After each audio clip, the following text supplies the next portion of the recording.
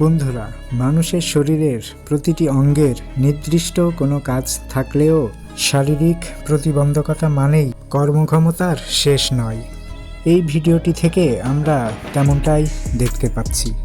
রান্নাবান্নার ক্ষেত্রে যেসব কাজকর্ম আমরা করে থাকি তার সবটুকুই হাত না থাকলেও পায়ের সাহায্যে নিমিষেই করে যাচ্ছেন এই ব্যক্তিটি।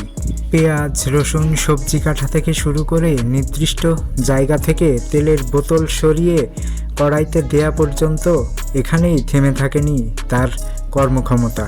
পৃথিবীর ইতিহাসে এমন দৃষ্টান্ত অনেকই আছে যেখানে হাত না থাকলেও পায়ের সাহায্যে স্বাভাবিক জীবনযাপন করছেন।